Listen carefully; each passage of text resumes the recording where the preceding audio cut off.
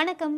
இன்றைக்கு இதுதான் நிகழ்ச்சியில் இன்னைக்கு நடந்த சில முக்கியமான நிகழ்வுகளை தொகுத்து வழங்குவதற்காக நான் ஜெயஸ்ரீ விஷ்ணு. வாங்க நிகழ்ச்சிக்குள்ள போகலாம்.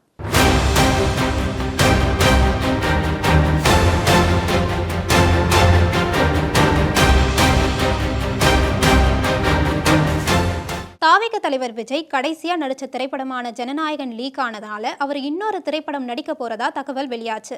ஆனா அது முற்றிலும் பொய்ன்னு தாவேகாவினர் மறுத்திருக்காங்க. அது மட்டும் இல்லாம விஜயோட கான்சென்ட்ரேஷன் ஃபுல்லாவுமே எலெக்ஷன் மேல மட்டும்தான் இருக்கு. நடிக்கிறத பத்தி அவர் இன்னும் எந்த முடிவுமே எடுக்கலன்னு சொல்லியிருக்காங்க. எலெக்ஷன் கமிஷன் தாவேக தலைவர் விஜய் பிரச்சாரம் செய்ய அனுமதி வழங்கணும்னு பாஜக மாநில முன்னாள் தலைவர் அண்ணாமலை சொல்லியிருக்காங்க. அது மட்டும் இல்லாமல் பிரச்சாரத்தின் போது விஜய் மக்கள் கிட்ட பேசவும் எலெக்ஷன் கமிஷன் அனுமதி வழங்கணும்னு கேட்டிருக்காரு. தோழர் நல்ல கண்ணு உனக்கு தலைவன் கிடையாது, ஆனால் நடிகன் உனக்கு தலைவன் தாவேகாவினரை மறைமுகமாக விமர்சனம் செஞ்சிருக்காரு நாம் தமிழர் கட்சி ஒருங்கிணைப்பாளர் சீமான். அது மட்டும் இல்லாமல் பொழுதுபோக்கு தளத்தில் தலைவனை தேடாத போராட்ட களத்தில் தேடுன்னு சொல்லியிருக்காரு.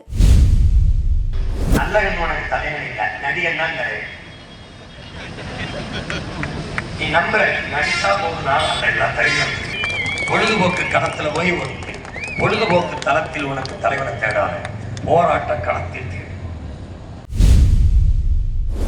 வரக்கூடிய தேர்தலில் தாவேகா ஒரு பொருளே இல்லைன்னு பாஜக மாநில தலைவர் நைனா நாகேந்திரன் சொல்லியிருக்காரு. அது மட்டும் இல்லாமல் திமுக இரண்டாவது முறையா வெற்றி பெறாதுன்னு உறுதியா சொல்லியிருக்காரு.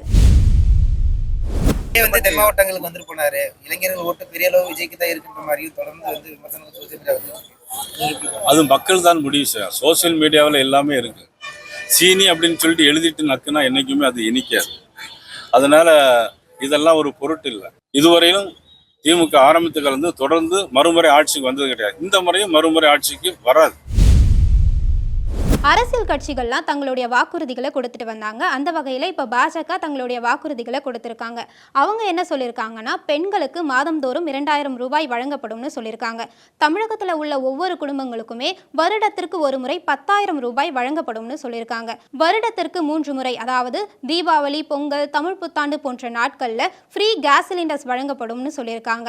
வேலையில்லா பட்டதாரிகளுடைய கல்வி கடன் ரத்து செய்யப்படும்னு, காலேஜ் ஸ்கூல்ஸ்லாம் சிசிடிவி கேமரா பொருத்தப்படும்னு சொல்லியிருக்காங்க. அது மட்டும் இல்லாம தைப்பூச நாளை மாநில அரசின் பண்டிகையா அறிவிக்கப்படும்னு சொல்லியிருக்காங்க. அதே போல திருப்பரங்குன்றம் மலை மீது ஏற்றப்படும் தீபமும் திரும்பவும் அந்த வழிபாடு கொண்டு வரப்படும்னு சொல்லியிருக்காங்க.